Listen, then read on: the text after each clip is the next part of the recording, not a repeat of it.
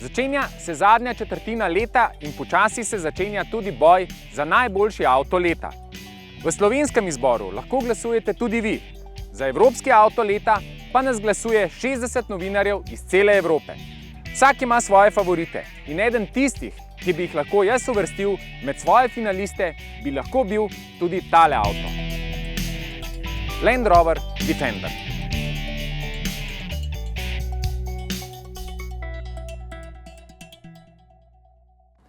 Angleži sicer trdijo, da novi Defender nastopa s prepoznavno obliko, ki naj bi izražala značilne elemente doslej znanega Defenderja, kot so pokončna karoserija, svetlobna okna in stransko opeta prtljažna vrata, vključno z nadomestnim kolesom, a se večina s tem ne strinja. Že od samega začetka, ko so svetu gledale prve skice novega avta, so se namreč začele polemike.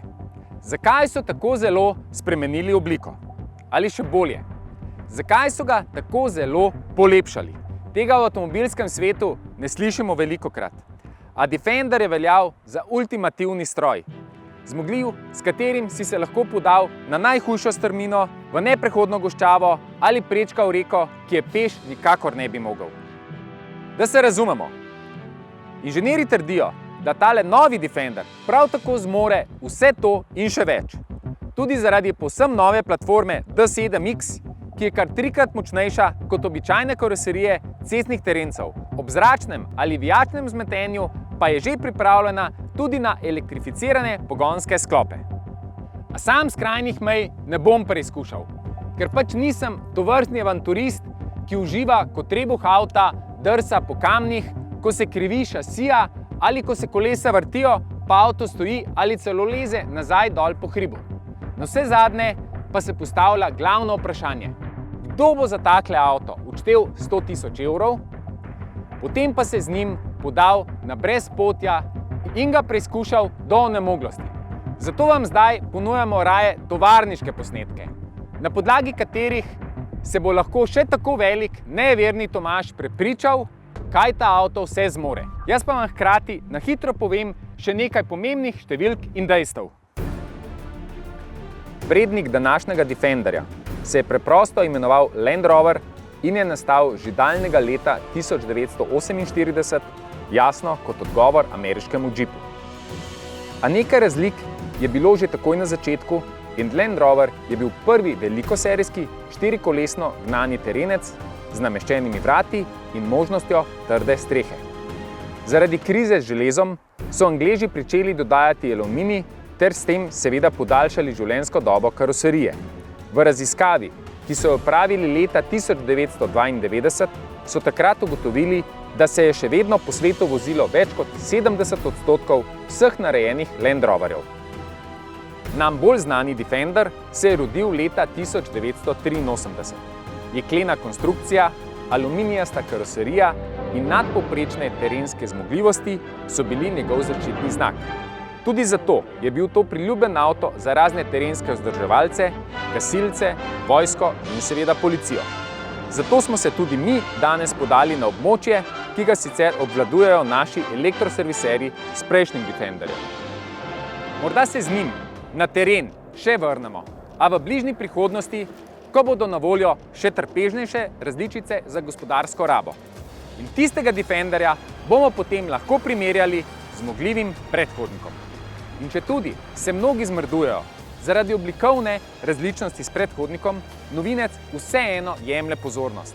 Nekateri so se vanj zaljubili na prvi pogled, spet drugi šele, ko so sedli vanj ali se z njim zapeljali. In zaupam vam še eno posebnost. Tale Defender z oznako 110 je lahko na voljo s 5, 6 ali 7 sedeži.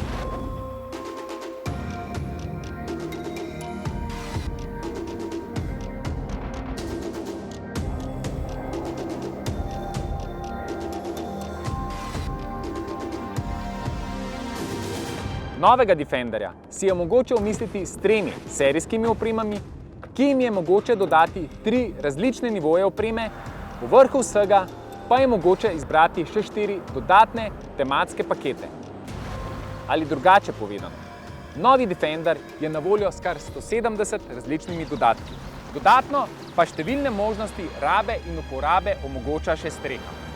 Ponuja namreč kar 168 kg dinamične nosilnosti, če pa avto stoji, je statična nosilnost strehe povečana na ogromnih 300 kg. Posledično je kot dodatno opremo mogoče izbrati šotor, ki ponuja spanje dvema osebama. Kabina takoj razkriva, iz katere družine Defender prihaja. Volanski obroč in sredinska konzola so že znani, a prijetni. Žal je predvsem sredinska konzola v koncernu deležna kritik, da prevečkrat zataji, a v Defenderju v času testa z njo ni bilo nikakršnih težav. Navduši njena raznolikost, ko en gumb služi različnim funkcijam.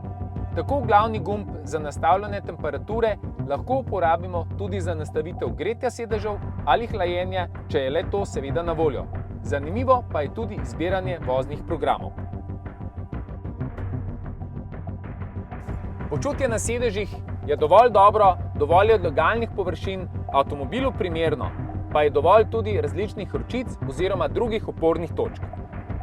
Izpostaviti velja še nekaj, kar mora biti v svetu avtomobilizma dobro skrito, v novem Defenderju pa je vsem naučen.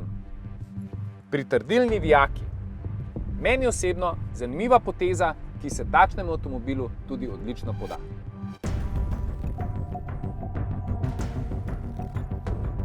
Za premagovanje cestnih in terenskih ovir skrbi 2-litrski turbodizelski agregat 176 kW. Za vsakdanjo rabo več kot dovolj, saj z mesta do 100 km/h pospeši v nekaj več kot 9 sekundah, največja hitrost pa znaša 188 km/h.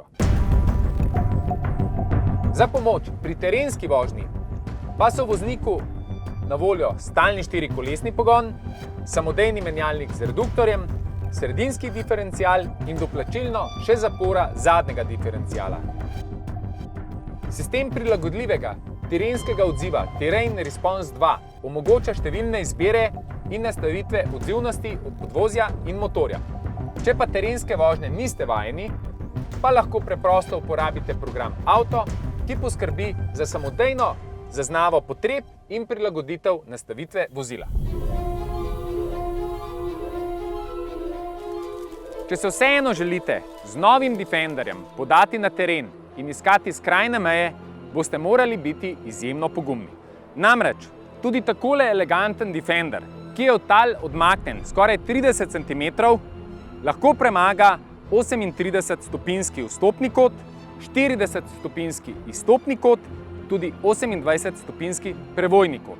Strmina, ki jo zmore, je lahko 45-stopinjskega naklona, z avtom pa se z dovoljenjem tovarne in z uporabo novega programa Wait v sistemu Terrain Response 2 lahko podate tudi v 90 cm globoko vodo.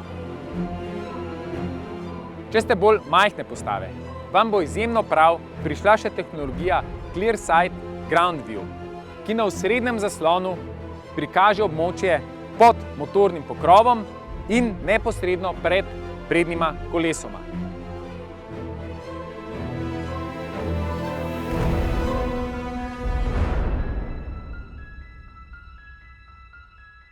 Se vam zdi novi Defender še vedno zgolj šminka?